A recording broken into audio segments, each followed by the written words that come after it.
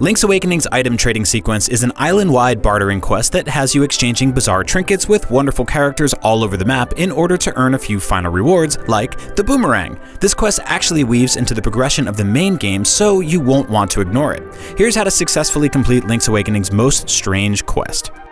The trading sequence begins in Mabe Village's trendy game. Head in and you'll immediately notice a suspicious-looking plushie from the Super Mario franchise. Pay the 10 rupee fee and navigate the club of the Yoshi doll to grab it. Exit the shop and a young boy will tell you a clue on what to do with your prize. Head to the longhouse in the top part of town. Papal and Mamasha live in this quaint house full of children and obviously need something to keep them occupied, so give Mamasha the doll and she'll thank you by giving you a ribbon.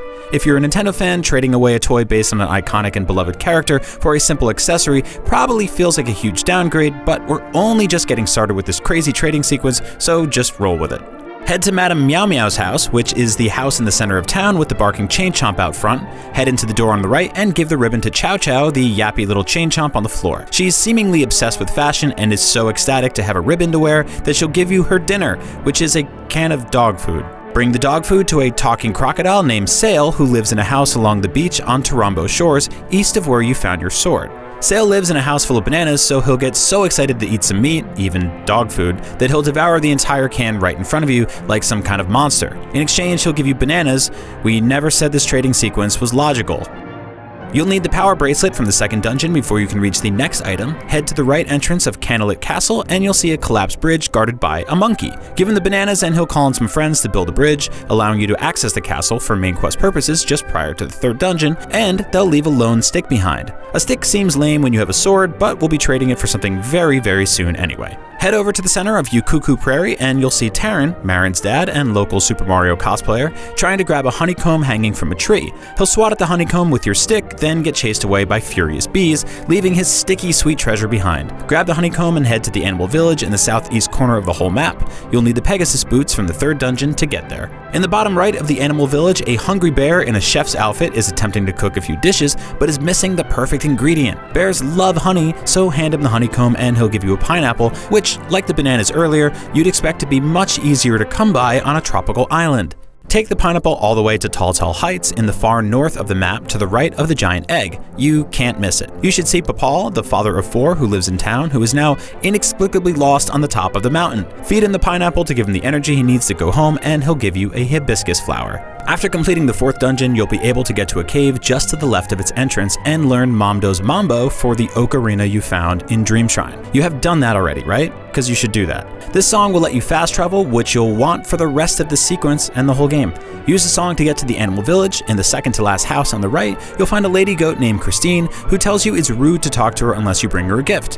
Hand her the hibiscus and she'll give you a letter to deliver to Mr. Wright outside of the mysterious woods. Head over to the upper left corner of the mysterious woods just beneath the mountains. You'll see a small house guarded by some potholes. Here lives Mr. Wright, a bashful, unassuming man who loves getting letters. Hand him the letter from Christine and he'll open it to reveal a photo of Princess Peach? Wait, did this dude just get catfished by a goat? Well, you shouldn't concern yourself with other people's relationships, even when they're built on deceit, so take the broom he'll offer you and head back to Animal Village. You'll see Grandma Ulrira fussing around Mabe Village in front of her house, or in Animal Village, she can appear in both, desperately in need of a new broom. Hand her the broom and she'll be ecstatic and give you a fishing hook that she found while sweeping near the river. Yes, this woman has decided to spend her life sweeping the entire island, which is commendable, but also totally crazy. Let's move on, but you'll need the flippers from the 4th dungeon before you can. To the west of the Animal Village, you'll see a stairway that leads into the water. Go for a swim to beneath the bridge just to the south. Link will appear swimming by a fisherman who is struggling to catch fish. Give him the fishing hook and he'll immediately put it to work, catching a mermaid's necklace for you. Grab the necklace and swim to the right. While still in the water from the bridge, swim a bit north and a little to the west to find a mermaid in the water. Talk to her, give her the necklace she's been missing, and she'll give you a scale from her tail, which she's hopefully able to grow back at some point, because otherwise this would be a weird exchange. You'll need the hook shot from the 5th dungeon before you can continue.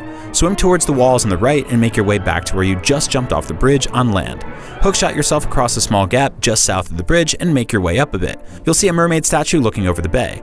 This statue is the work of Shul Donovich, an alligator artist who lives in the Animal Village, who is missing the final touch, a mermaid scale. By inserting the scale, the statue will move and a cave will open.